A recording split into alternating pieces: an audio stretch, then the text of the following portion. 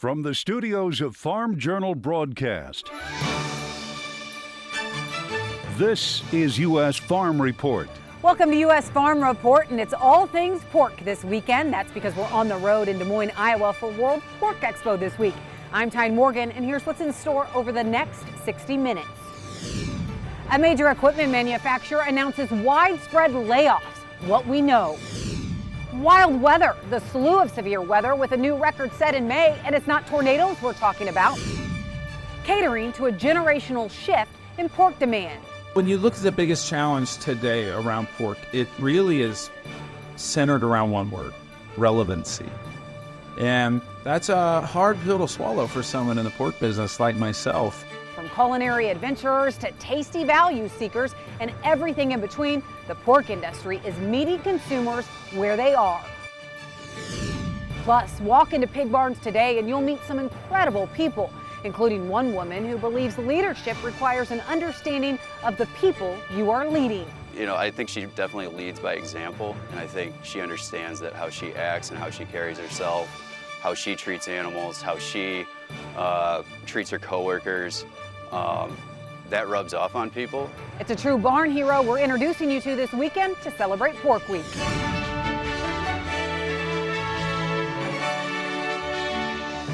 U.S. Farm Report, presented by Pioneer. What's next happens when blood, sweat, and tears meet rain, wind, and sun. Pioneer. What's next happens here. Now for the news, big news here in Iowa this week. A bellwether in the ag equipment industry is announcing another round of layoffs.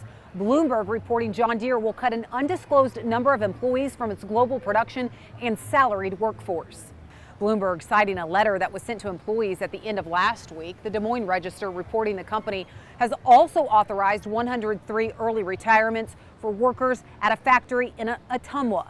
It says Deere also cut another 16 jobs at the factory on June 1st, but it also says Deere will cut more positions later this year, eliminating what the company says is, quote, overlap and redundancy by the end of July. It reports, according to the Iowa Workforce Development, Deere had eliminated at least 650 jobs across Iowa before last weekend. The company is predicting a 20 to 25% drop in large ag equipment sales due to lower commodity prices, which is impacting farm incomes. While the Ag Economy Barometer shows some improvement, there is still some concern by farmers about making large investments right now. The Purdue University CME Group survey coming in with a reading of 108 in May. That's a 9-point increase from April. The index of future expectations climbed 11 points and current conditions index increased by 6 points. But the Farm Capital Investment Index is up 4 points from its all-time low hit in April. Despite the increase, the survey revealed 77% of the farmers they asked believe it's a bad time to make large investments, citing higher interest rates and elevated prices for farm machinery and new construction as the reason why. However, the rise in crop prices did play a role in boosting farmer sentiments this month. When we ask producers again what their biggest concerns are for the upcoming year, they continue to point to high input cost as their number one concern, followed by lower output prices, and finally by interest rates as a big concern going forward. Interest in developing carbon capture and storage projects is rising among ethanol plants, partly thanks to possible tax credits. This month's survey did ask farmers about this. 7% reported being approached about projects like this, with payment rates per acre ranging from $26 to $50 per acre. While most dairy cows infected with avian flu recover, a new report says some are dying or being slaughtered because they couldn't recover or caught a secondary infection. Reuters is reporting cows infected with H5N1 in 5 states have died from complications from the virus. State veterinarians report some of the animals died of secondary infections contracted after the virus weakened their immune systems. It's being reported the virus is continuing to spread now to 11 states, with Iowa and Minnesota added to the list. Officials continue to say the nation's beef and dairy supply are safe and the risk to humans is low. All right, that's it for the news. A new weather record was set in May, and it's not the number of tornadoes. We'll tell you what that record was. U.S. Farm Report weather is brought to you by H&S Manufacturing. Maximize baleage yield with less time and effort with the LW1100 line wrap bale wrapper. You can wrap round or square bales, and the automatic operating mode allows for a one-person operation. Well, more severe weather swept across Iowa this week, including areas seeing hail, and June is off to an active start. That's after a record-setting May. According to USDA meteorologist Brad Rippey, there were 3,800 reports of wind damage in May and more than 1,800 reports of hail of at least an inch in diameter. That is the second most on record behind 2018, when there were 3,000 reports of hail that size. But when it comes to very large hail, so which is 2 inch in diameter or greater, that hit an all-time record in May. And we are keeping an eye on that severe weather, but also the heat wave across the country this week. Meteorologist Martin Lauermore joining us now with your forecast. Martin?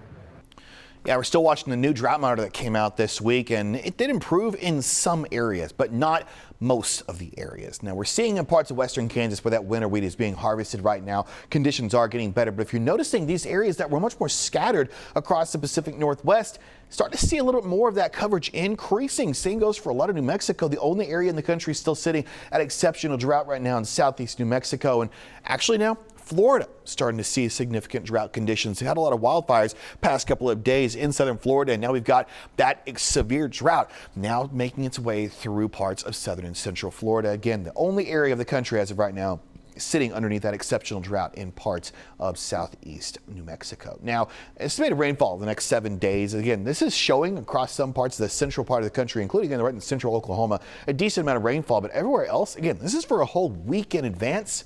Not a whole lot. A couple little areas that could see some rain in the northern plains, but areas that need it in the west and, of course, in parts of Florida. Granted, it does show a little bit of rain in northern Florida, but southern Florida, that's who needs to see some of that rainfall over this next 7 days. Now, flooding potential will be there across some of those stronger storms on that Sunday. Should be starting to dwindling its way as we get into our Monday, but that jet stream showing the actual high pressure fading away. But as we get into our next work week, I'm talking as we get toward our Wednesday and Thursday of this coming work week, we start seeing that high pressure developing itself back in again. That's actually going to push its way into, get this, the eastern part of the country. Yeah, the area that's actually been staying relatively cool this past week, going to start getting plastered by that big heat dome as we get into our late week. This is going to be just on the cusp of your Father's Day weekend. So if you've got any plans with Dad, it is going to be a warm one in any of these areas here sitting in this heat dome across most of the country. So keep that in mind as you're going to be heading off for any of those Father's Day plans. Luckily, with this actual heat dome, we're seeing that chance of those storms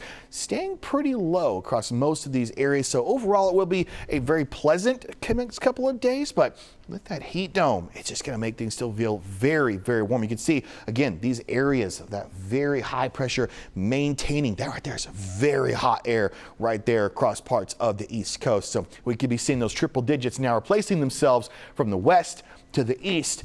And luckily, again, the extended forecast hoping to see more of those low pressures cooling the rest of the country down later on next week. Thanks, Martin. Well, international demand for pork has been phenomenal, and it's helped hog prices this year. But can it last? It's our discussion from right here at the World Pork Expo with Aaron Borer, Steve Meyer, and Brett Stewart. That's next. U.S. Farm Report on the road at the World Pork Expo is brought to you by Your Pork Checkoff. Your Pork Checkoff is building a bigger appetite for pork to grow long-term consumer demand. See how at porkcheckoff.org/radio. Well, welcome back to U.S. Farm Report this weekend from World Pork Expo here in Des Moines, Iowa. And as I promised before the break, we have a great group of panelists here to talk everything pork demand, pork prices. Brett Stewart, president of Global Agri-Trends, Steve Meyer, senior livestock economist with EverAg, and Aaron Borer, VP of Access and Analysis with the U.S. Meat Export Federation. All right, Brett, I'm going to start with you because the bright spot this year has been this impressive pork export pace. Why have we seen such strong demand internationally? Well, it's a combination of factors, Tyne. You know, you look, the one thing you've got to remember with the U.S. pork industry is we are incredibly competitive on a global basis. Yeah. We have abundant feed supplies, we have infrastructure, we have productivity, we're very competitive. We have access agreements in place with those key markets that allow us pretty much unfettered access. And when you look around the world at what's happened, there have been some major shifts in recent years, one with our major competitor, Europe. And some of those regulations, we can go into detail on that further, but there have been some regulatory changes that have really caused them to step back from the global markets which has provided a real in for U.S. pork in a lot of these key markets. Yeah, Steve, let's talk about that, because when you look at EU production, Aaron says it's down almost 3 million metric tons from the peak in 2021. Put that in perspective here. How much pork is that? Yeah, when you say 3 million tons, it doesn't sound like a lot, but that's 25% of our production. That is, they've reduced their output by the amount of product that we export. So this is a major shift in world supply situations with the EU stepping back that far, and it's opened some opportunities, especially in Asia for us, that we can take advantage of, and we see that in spades, Aaron, with Korea up 55% this year. And so it's a big deal. It's one of those things, it's not going back the other way more than likely. And in fact, their production is probably going to go down more in the years to come. It's kind of stabilized this year, but I think they're going to they've made policy decisions that are going to limit their output for years to come. So it really opens some opportunity for us and for Brazil and for Canada. We're the other three players in that deal. Canada's probably not going to grow much, but Brazil is going to be a formidable competitor going forward. So considering that sharp decline in EU production, how has that played into our export pace here? Yeah, thanks, Tyne. I think it's a kind of a two-tail story for U.S. pork exports. So we had European product undercutting us when China pulled back after they rebuilt through ASF. And so we've seen a return to U.S. competitiveness. Our exports are going more volume at higher prices. So we have seen that demand component. I think that's really critical to understand. But Europe's prices actually increased after being way too low for 2021 and 2022. And so there's that factor in Asia. So especially Korea, Southeast Asia, where we're seeing that growth, and Australia taking back market share from Europe. But the other side is here in the Western Hemisphere and in Latin America, where U.S. pork is driving consumption growth. So I think we have to remember that within kind of our part of the world, Europe had a presence, but not as much. It's really we think of our markets where we have a strong market share. So we are driving consumption growth. And so it's those two tails. It's Western Hemisphere trade agreements, consumption growth driven by U.S. pork, Asia, U.S. pork retaking share from Europe. So what about domestic demand, and what does it mean for hog prices moving forward? We're going to ask Steve that after the break.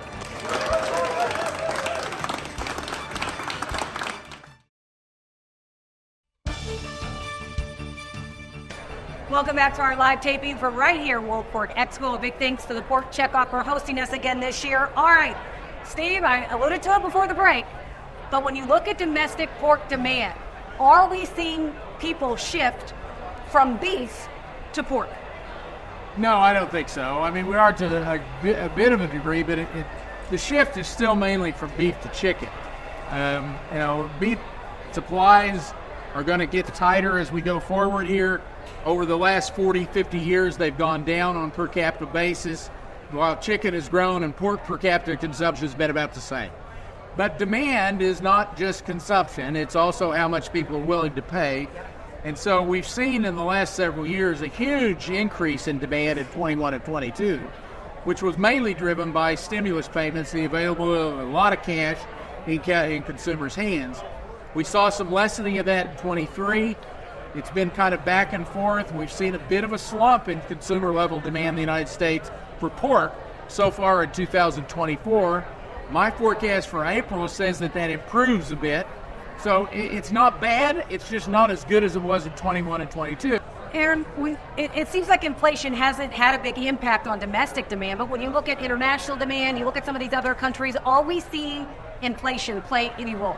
Yeah, I think a couple of things maybe on inflation, and to play off Steve's comments, is that, inflation, it is still having an impact in markets like Japan and Korea, where they're not used to having inflation. So inflation is still above target, and those consumer incomes are actually falling. So wage growth isn't keeping up. And we see our price discount maybe to domestic narrowing up a bit. But I think we also have to keep in perspective the beef supply situation globally. So we know that U.S. beef production is going to decline even more next year, possibly even the next year as we finally rebuild the herd. So when we talk about globally needing that red meat, there isn't really a substitute for U.S. grain-fed beef. So as USMEF, the pork opportunities, again, to fill that red meat need we're seeing those menus maybe add a pork item, maybe adding a butt to a Korean barbecue menu, maybe adding pork tongue to the yakiniku menu. And so those restaurants and those retailers are looking to control costs in adding pork items. So there is some play there. And so again, with the inflationary consumer, trying to be mindful of those costs and managing accordingly. Brett, moving a little bit from demand to supply, we haven't talked a ton about China. But when you look at China's sow inventory, do you think it will continue to decline? And what could that mean for us? Yeah, China's interesting because, one, it is the largest hog supply in the world. And number two, no one on earth knows how many pigs there are in China. Not me, not you, not the Chinese, no one.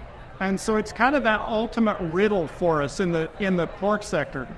But China has been through what has become their longest extended hog cycle, a major downturn. And so losses have accrued at a level we have not seen before in China.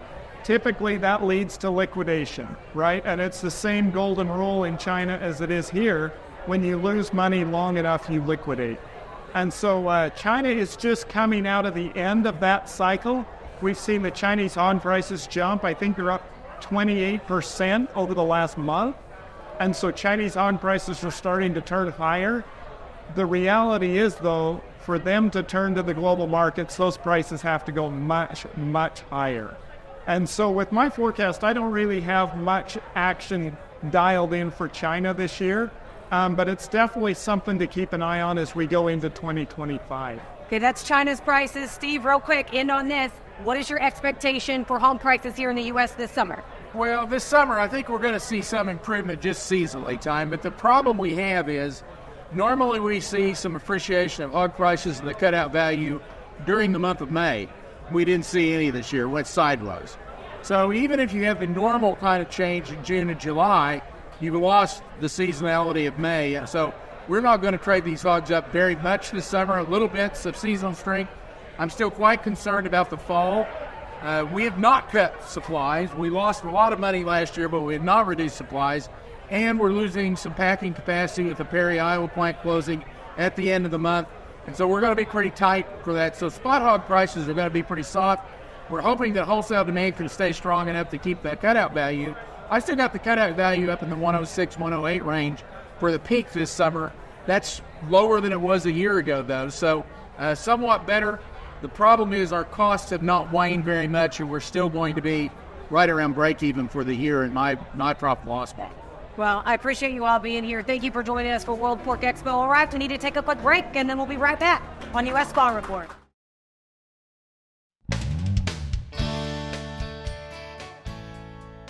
Hey folks, welcome back to Tractor Tales.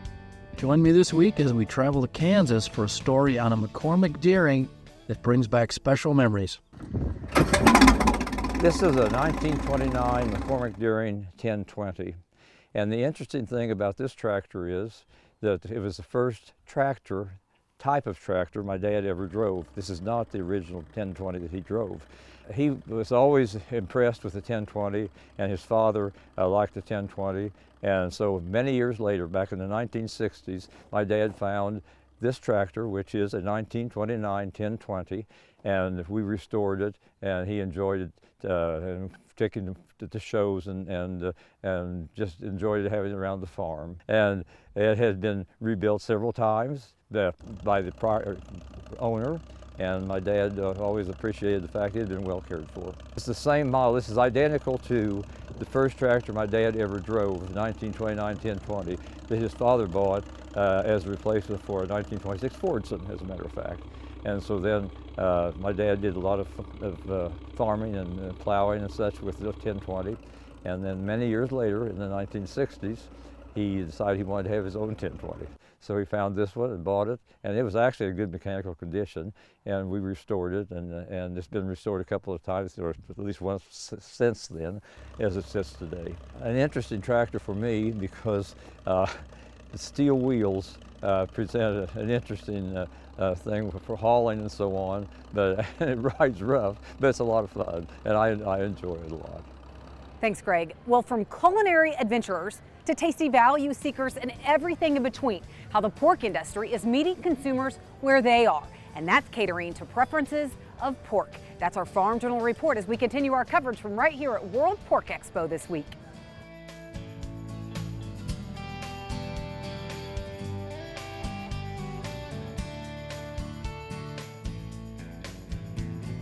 You're watching U.S. Farm Report. Trusted, timely, tradition.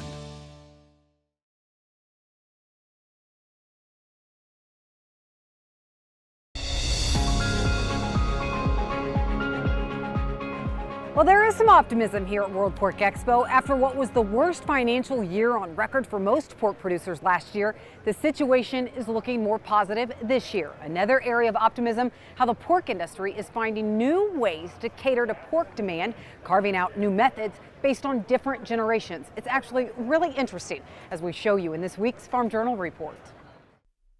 No matter where you travel, pork producers across the U.S. just weathered a heavy storm. Last 2 years was the toughest 2-year stretch I've ever gone through in my life. The financial losses were terrible. Al Wolfkuhl raises pigs in northeast Iowa, and he says they've been in survival mode the past 2 years. We've been through tough times before, and in my lifetime, I went through 1998 when we had a packer capacity shortage, and I went through other times too. But it's kind of survival, and then you look forward to better days. Better days are exactly what Wolfkuhl and other pork board members are working to create. It really just emphasizes the importance of demand. I joined the board with a demand platform. Wise guy once told me, I don't care how cheap you can raise pork, if you can't sell it, it doesn't do you a bit of good. We've not asked our consumer about their habits. And so, to learn was just really important for me, as a leader and as a producer, to understand. In order to better understand consumers, the National Pork Board launched a segmentation study to see who's eating or not eating pork and why. The biggest challenge today around pork, it really is centered around one word: relevancy. And that's a hard pill to swallow for someone in the pork business like myself. David Newman is a Missouri pork producer, but he's also Senior Vice President of Market Growth for the National Pork Board. But the reality of the situation today is that the baby boomer generation has carried the bulk of this business for the last 20 or 30 years. And as we're starting to see a transition in shift to millennials and Gen Zs, the future consumers of pork, then we really need to focus on that. Newman says instead of a shotgun approach in targeting all different types of consumers, the National Pork Board launched a segmentation study to see, one, who is pork's customer, and two, what matters to those different segments of customers.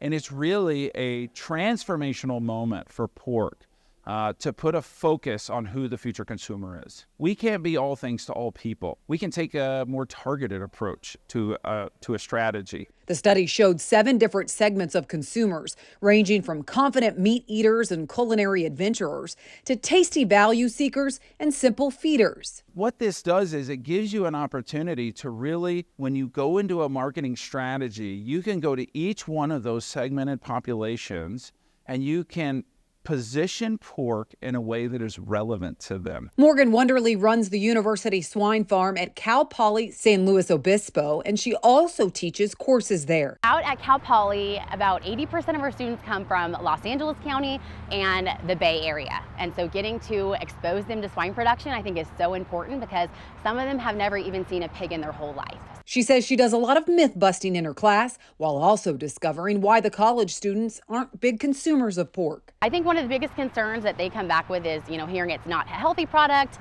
hearing that it's not raised properly, right? And so I think we're combating that at the National Pork Board level. So there are 8 lean cuts of pork. It's an awesome product. We are making decisions every day on the farm that are impacting the pigs and the way we raise them in a healthy way. Wonderly says she often asks her students how many have eaten pork at the center of the plate in the past week. Last week I asked them this, and 2 of them raised their hand out of 72, right? And so they're using pork as an ingredient versus the traditional center of the plate. And so we're using that as a tool. Let's have recipes and let's have air fryer recipes and be more relevant with the younger generation versus saying, hey, have a pork chop and a potato and some vegetables and you're good to go. Newman says that's another changing trend with younger generations in how they consume and cook pork. For the first time ever, data that was just released from the National Pork Board says there are more air fryers in homes in America than there are coffee makers. So these consumers, they cook a tremendous number of their meals with items that baby boomers may not even own. Newman says that means creating smaller cuts that can fit into an air fryer, but also including recipes that make it easy for those generations to cook are going to be key. And that does require making more relevant products, but it's also spurring innovation. Every day someone calls me and asks me about pork nuggets, as an example. While it may be relevant and down the road, you have to build consumer confidence and relevance, and innovation will follow. Newman says by working with packers and processors, food service companies, and even retailers, they're positioning pork products in a way that matters to consumers. A rising tide will lift all boats, and that you'll actually start to see something that can be spread throughout the industry, therefore translates into not only volume and consumption, but sales. It's a new frontier for pork, and one these producers are confident will grow demand. I'm so proud of the pork board in the fact that we've doubled down around demand. We have got to be patient. It's not something that you wave your magic wand over and it's going to happen overnight. This is a decade to maybe a 2-decade process that we all have to be behind. I think it's how we're going to win and how we're ultimately going to, meet the consumer where they're at and win and build an appetite for pork. We're going to win over consumer demand. We're going to show the younger generation how to better prepare pork and how to cook pork, how to eat pork, how it fits into their diet and the nutritional value and the value. I mean, it's a lower price meat protein and it's one of the most nutrient dense proteins that you can consume. It's a transformational moment for the pork business. Yes, we have a very unique opportunity today on the backside of a very dark time over the last 2 years. We have an opportunity here to transformationally think different. All right, when we come back, a glimpse around the globe. That's next.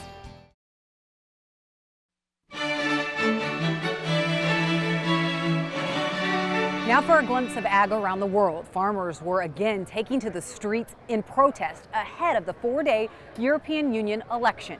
Some political groups getting farmers on their side throughout the 27-nation bloc in the months leading up to the polls. They claim farmers have become the victims of an overbearing EU and environmentalists that fail to take their considerations into account.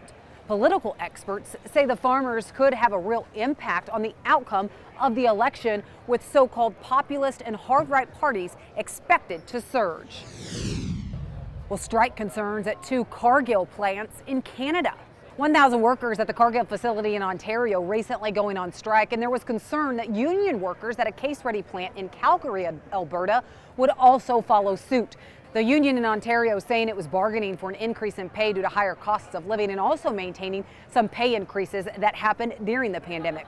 Cargill releasing a statement last month saying it was concerned about the hardships a labor disruption would pose on employees and customers and would be working with the union on the next steps. It said that it planned to shift production to other facilities within its supply chain to minimize disruptions.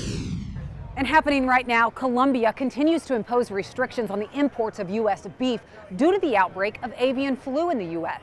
Colombia imposed restrictions on the 9 states where there had been cases of highly pathogenic avian influenza reported in lactating dairy cows. That's despite the standing free trade agreement. However, even with those restrictions, U.S. Meat Export Federation officials say the demand for U.S. beef in Colombia is still strong, and the U.S. industry is doing its best to overcome this trade barrier and meet the needs of Colombian customers by sourcing beef from eligible states.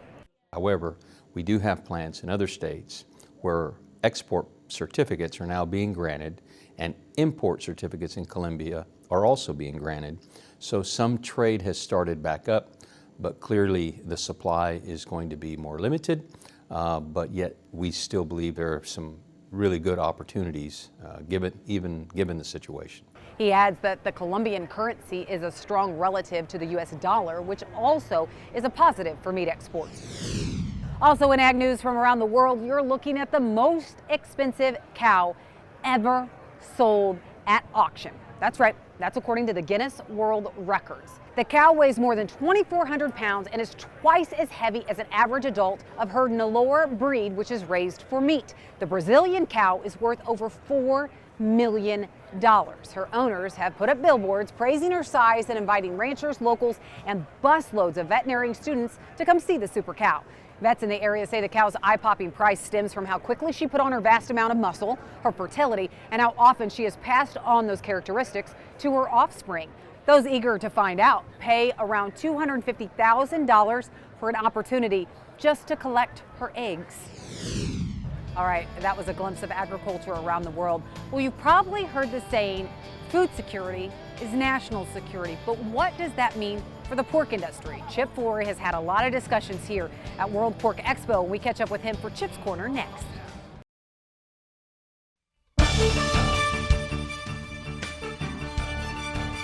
Well, welcome back. World Pork Expo this week. Chip Flory has been broadcasting live from World Pork Expo. Chip, you've had a lot of great conversations, kind of getting your pulse on the industry, but what was one of the most interesting conversations you had this week? I'm going to go in a couple of different directions, okay? Number one, the people that I'm talking to here, they want to know how we can put more product in front of consumers that they can fix easily, it's convenient, so that they're consuming more pork on a daily basis. That's the number one thing that I get from the people that are the producers that are here. Now, I also had an opportunity to talk with Brian Humphreys, the CEO of the National Pork Producers Council, and he went straight to animal health. There's no question about it. And, you know, protecting the health of the animals is protecting the food supply in the United States. I would ask all of your listeners out there as they're talking to their members of Congress over the summer, when they're back campaigning, to make sure they continue that pressure on their members of Congress to pass this bill because of what it does for American agriculture. And I said it this morning, I'll say it again, and I didn't coin this phrase, but food security is national security. And if we don't protect our American food supply through things like the Farm Bill, then we're doing a real disservice to this country. You know, Tyne, we hear that food security is national security all the time. Kind of makes you want to roll your eyes. But in reality, it's reality. Food security in this country is national security, and it's something that we've got to protect at all costs. We're finding it out in the dairy industry. We found it out in the poultry industry. There's lots of diseases that are managed in the hog industry. We just need to make sure that one of those foreign ag diseases like African swine fever doesn't make its way onto the U.S. shores. Well, and I was just about to say, it is amazing how the dairy industry kind of took note of what the pork industry has done with the emphasis on biosecurity and took some of those key lessons in creating a plan. And like you said, I know for many years we've been talking about the possibility of foreign animal diseases here in the U.S. And this industry has done an incredible job of keeping those out. Absolutely. I mean, the hog industry is really showing us the way, I think, on how to protect the health of those animals inside of that barn to keep that environment as safe as we possibly can for the animals. So you've had a lot of these great discussions. As you look moving forward in 2024, what is some of the priority that you heard from NPPC? Well, moving forward in 2024 is let's get the Farm Bill done, because it does include funding for the market development efforts. It does include money for the animal health protection. It does include the House version does include some of the counterweight to Proposition 12, okay, and puts the efforts for managing livestock production back at the state level versus the California telling Iowa producers how to raise hogs. Did he have any insight on when we would see a Farm Bill? Did he get out his magic ball? No, he would sure like to see it in 2024, because once you get past 24, other priorities are going to start getting in the way. Yeah, just as challenged. That's right. All right, Chip Flory from here at World Pork Expo. We really appreciate it. Thank you so much. You can catch Chip live weekdays at 10 a.m. for AgriTalk AM and 2 p.m. Central for AgriTalk PM. All right, we've got a lot to discuss, and we'll have more from right here at World Pork Expo when we come back. Well, the U.S. pork industry has seen its fair share of consolidation in the past several years. In South Dakota, they're working to buck the trend by continuing to grow production by bringing in younger producers. Farm Journal's Michelle Ruck talked to a next-generation pork producer that's helping to buck that trend as a contract grower. Adam Krause is a fourth-generation pork producer from Clear Lake, and he says without pork production, he wouldn't have had the opportunity to come back here to the farm. Kraus raises 25,000 head of pigs annually in this nursery barn he built in 2016 after graduating from SDSU. And here I own the barn, but somebody else owns the pigs, and I just get paid to take care of them. So I'll get them at 14 pounds and grow them to 60 pounds. After that, kind of the next phase of our operation with working with my dad, he's got some finisher barns. So in that particular barn, that will take those pigs from 60 pounds to their market weight where they will go to their harvest facility. He says being a contract grower is opening a door to farming, once closed for many young people due to financial barriers, including the high cost of land. It would have been really difficult for me to come back to the farm if I wouldn't have built this barn right away. It was a great opportunity for me to be my own boss for part of the day and then come back and be a part of something bigger, as in my home operation as well. As a next-gen producer, this is also providing an avenue to buy into his family pork and grain operation. It's a great opportunity for a young person like me to gain some equity, put in some sweat equity, and maybe start to transition back to the family farm. So took a little bit of that load of not only financially, but as far as building my own balance sheet or being able to buy in or buy some equipment and what that all looks like. I maybe could have done it, maybe not. Every farm is different, but at the end of the day, I'm definitely happy I did. Kraus says this type of business arrangement is part of the reason South Dakota has achieved double-digit growth in pork production, but he also gives credit to the business-friendly environment. Over the last 5 to 10 to 20 years, call it, there's been a lot of sow farms. It's a great place to put up a sow farm because it's not a lot of pig pressure, but here in South Dakota, we've certainly got a lot of corn and soybean meal available. And as the president of the South Dakota Pork Producers Council, Kraus takes pride in the fact this growth is being done responsibly. But at the end of the day, pig farmers are doing what's best for their pigs, for their environment, and their families and communities. And I think they all do a very good job with integrity doing that.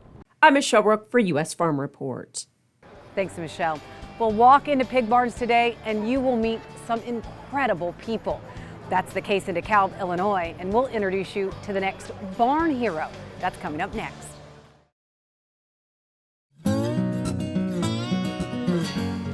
We'll walk into pig barns across the U.S. today and you will meet some incredible people.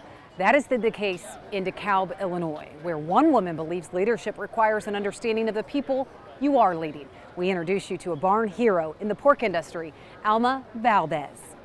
Each and every day. Checking the feed and doing some inventory to make sure that our numbers are right on. For Alma Valdez, consider myself a person that loves what they do. Is a day living her passion.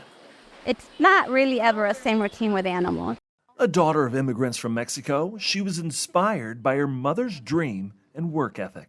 My mom was one of my biggest mentors of actually learning something new and pushing for something better. Together, that dream became a reality. Started as a part-time employee with my mom during the summer. Kind of started picking up more responsibility, translating a lot of information for the company then. Today, she's a manager at Johnson Farms in DeKalb, Illinois. I think she definitely leads by example, and I think she understands that how she acts and how she carries herself, how she treats animals, how she treats her coworkers, that rubs off on people. Alma's heart for animals and people is evident in how she leads her team. Me gusta trabajar con usted porque somos de mente abiertas y podemos expandirnos y crecernos, aunque a veces no nos conjuguemos, pero vamos a hacerlo, trabajar juntos para sacar un mejor resultado, siempre y cuando poniendo en alto la granja para ambos, para todos, ¿no? Para el equipo, porque... Alma has the unique skill of knowing when to be hands-on with her team and when to take a step back, which I think has the effect of empowering them.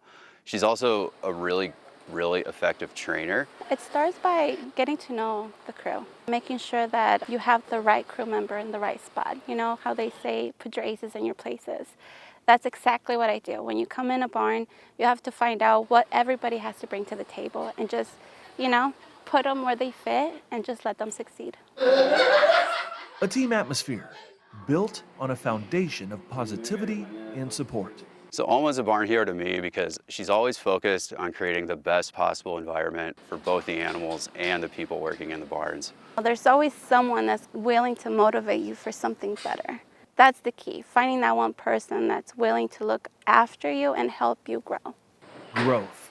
It's a goal this barn hero uses every day to define success. Healthy, happy pigs and happy team members. That's success. For U.S. Farm Report, I'm Clinton Griffiths reporting. Thank you, Clinton, for that incredible story. That series has been very touching. We appreciate it. All right, that does it for U.S. Farm Report from right here at World Pork Expo. A big thank you to the National Pork Board for hosting us again. It has been a fun week. Well, we hope that you'll join us again next weekend. We're back in the studio as we work to build on our tradition. Have a great weekend, everyone.